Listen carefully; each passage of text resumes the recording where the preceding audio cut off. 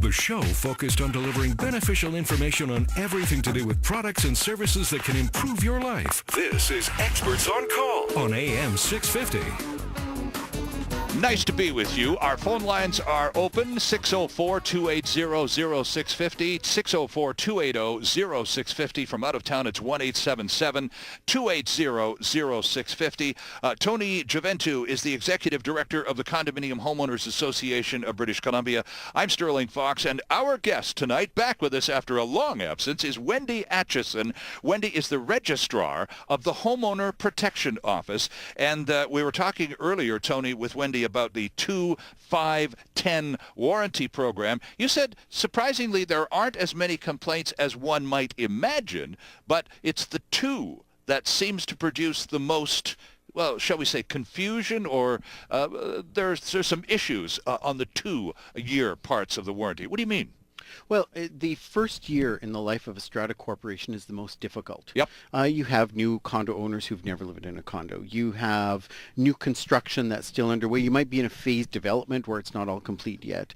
People are moving in at different stages. You might be halfway through the year before you get to your first annual general meeting. Right. And that's where there's a lot of vulnerability. And the strata council, the first thing they need to do in a new development, with the first meeting they have, they need to get all their warranty documents in their hand, and they need to put a target dates on their calendars. When does the 12-month period expire? Right. When does 18 months? When does 24? You know, we have systems. We have geothermal systems in buildings used for heat efficiency and energy efficiency. Right. And if they're going to act up, you can, and the pumps, and there are problems with circulation and hot water in the building, they're going to act up pretty quick. Okay. And so, you know, don't let the warranty periods expire. You know, you kind of baby it along, or you ignore it, or you're not dealing with it properly, and that's one of the problems that the strata corporations have. I think the other issue is people don't understand when this warranty starts, and it starts the day the first person moves in or the first sale is conveyed. Oh, okay. Right. Yeah. That's when it For the starts. common property. Okay. So you could have a building in escrow because the building's not complete, doesn't have its final occupancy permit yet, and people are moving in because they're pre-sales and they need to move in. Sure. So they're moving in, and it could be 1 or 2 or 3 months down the road before they're actually capable of transacting the sales on the units. But that warranty started when the first person moved into the building. Right. So those time periods can be pretty sensitive. The warranty documents themselves, though, will actually have the dates, the expiry dates, the anniversary dates. And that's one of the things. All of these conditions and provisions are actually under the Homeowner Protection Act and the regulations.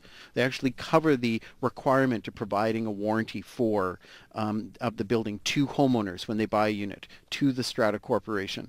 The conditions on how warranty claims are filed.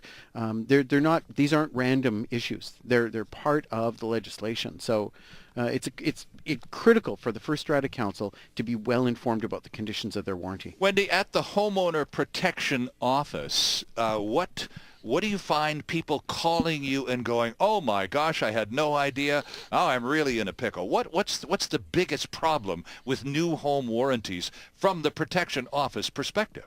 Well, as Tony said, it is actually that first year or two of occupancy that is the most problematic. And, you know, sometimes it is just a matter of them not knowing. I'm just going to give a little plug to one of our guides that's on the HPO website right now. Okay, sure. It's called The Guide to Home Warranty Insurance in British Columbia, and it's got a great checklists of things people need to know. And one of the first things that people need to know is when their warranty starts, as Tony mentioned. Right. And the only way they're going to find that out is if they have their policy documents. And, you know, sometimes things fall through the cracks and they don't even have them. And they don't know that they don't have them unless they put their mind to, especially a strata council. Right. Do they have them? What does it say? Sure. Having a proper discussion about that. Now, the Homeowner Protection Office website is hpo.bc.ca, correct? That's right. Now, is that the same website that you were saying you can go and punch in an individual street address and find out whether that particular building or dwelling has the homeowner or the new home warranty protection? Yes, that's the same website for the new home registry. Okay. And another registry we have on that listeners might want to be aware of is the builder registry. So the licensed builder registry is also on that website. Again, fully searchable. Oh, so this would be something from a perspective of maybe renovations and those sorts of things, Tony. If you're shopping, we don't use the yellow pages much anymore, but somehow or another word gets out and you start looking for contractors and people to do work. So one way of backing up or diminishing your risk a little bit, Wendy, might be to go to the Homeowner Protection Office website and see if that contractor shows up or not. Yes, absolutely. Well, the renovators, I mean, that mostly be for building envelope renovators. Right. Renovators we don't actually license, but certainly new home builders we do. Right. And that's something we haven't talked about yet is our licensing of building envelope renovators. So some condos, whether it's just wear and tear or from the leaky condo syndrome. Well, I was just going to say, they need to have licensed building. Is this a leftover from the 80s and the leaky condo era here in Vancouver? Is this a byproduct of all of that, the building envelope? The HPO was set up as a response to the leaky condo problem. Okay. To make sure that consumers never had to face that again. Wow. That there was protection for that if there was a significant defect in their building. And glad to say the quality of building envelope is completely different in the province now. There were changes to the building code. We just don't see that anymore. But, sometimes when there are problems, at least it's covered now. And even better, their structural failures are very, very rare. Just a curiosity question. Back in those leaky days when there were so many problems, and you still can drive by whole buildings wrapped in plastic and so on, but were the building codes, Wendy, that were found to be, less than perfect, were they municipal codes or were they provincial codes or both? It's a provincial code. It's actually the province that has the building code, and it's based on a national code. Oh, I see. By and large, and provinces can change it to meet their particular needs. Obviously, we have a lot wetter climate here on the coast, so there's some changes there, and earthquake requirements that aren't as important in other places of course, yeah. in the country, of course. Except for the city of Vancouver has its own charter, so it actually has its own building code. That's what I was getting at, because that's what I thought. Going back to the 80s, there was a lot of issues with City Hall in Vancouver, but then, of course, there were all those other lower mainland areas that were covered by the province. But there's still quite a bit of uniformity, by and large, even across Canada. Now, what's the biggest change now? In 2014, the assurances that a potential new homeowner in British Columbia has with respect to those changes in building codes and regs to the advantage of the consumer? Sorry, the biggest changes. Yeah, what in terms of I'm going to drop probably $500,000 on an apartment downtown.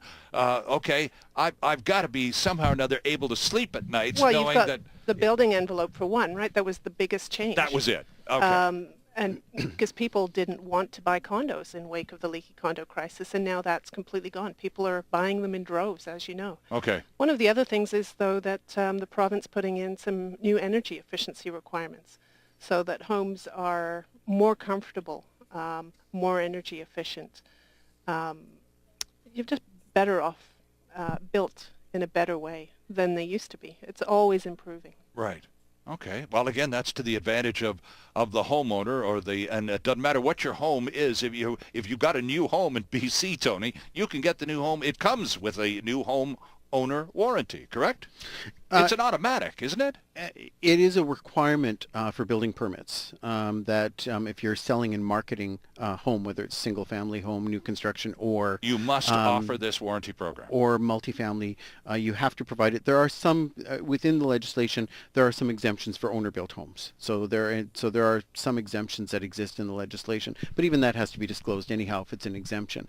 The one of the things that I think that people forget is that our warranty actually has value to it. When you look at it, everybody always says, why should we have a $2,000 or $3,000 bill to get a building envelope inspector to look at our building envelope before the 5-year period is up? Mm-hmm. Well, because your warranty actually has a value of $100,000 a unit up to a maximum of $2.5 million per building. So if you're in a 100-unit building, that warranty is worth $2.5 million for you. A $3,000 inspection to make sure that your warranty is performing is a pretty small amount of money to protect that asset. Right. And that's a substantial value relationship. And Strata corporations, unfortunately, for whatever reason, don't make the right decisions around getting an independent inspector to look at their building systems to ensure that the building is performing under the warranty requirements. Right. And that there aren't any defects. If you don't file the defects with your warranty provider and your developer before the warranty period expires, you've passed the line. You've lost the opportunity to take advantage of the value of this warranty, which is incredible. That becomes a future sales item. Sure. I was at a building before Christmas where their building is just 5.5 years old, and they've spent about $140,000 on repairs to their roofing because of some defects in the roofing system. The tragedy of it is this problem's been going on for 18 months, which meant that at year 4 they were having problems with the roofing. It was still under warranty. Still under warranty, yeah, exactly. Right? No one contacted the warranty provider, the Oh, developer. brother. Nobody called a building inspector to say, a roofing inspector or an engineer to say, we need to do an envelope warranty. Well, the amount of money they would have dealt with on the inspection versus what they would have got from the benefit of the warranty. But now they're long past the warranty time period, and there was nothing disclosed to the developer or the warranty provider. And Wendy, once you click past that 5-year number or date, it's gone. There's no recourse, is there? The insurance company certainly won't entertain any any defects or any claims for defects past that date. Beyond the expiry It depends date. on your builder. Your builder may still entertain claims for defects past certain dates if they go a little bit, just as a customer service thing. But Sure. There's absolutely no guarantees. So Tony's right, being on top of it, knowing what you have and how to make the most of it is really the value in the warranty. We need to take another break or call. Art, what are we going to do first? Let's talk to Mindy in Victoria. Welcome to the show, Wendy. Thanks for joining us. Oh, thank you very much. I've been waiting to have the opportunity to phone. I've had several questions, but I have one that I want to ask tonight. Fire away, please. It has to do with the Strata Property Act, Part 3, Division 2, Section 7, where it reads, and I'm putting it in my own words, that the builder pays the first month's strata fee and the owner takes over responsibility the following month. When I purchased my unit in a brand new strata, the lawyers prorated that month's strata fees. I took possession on the 15th, and I was told I was responsible for those first 15 days, half of the strata fee.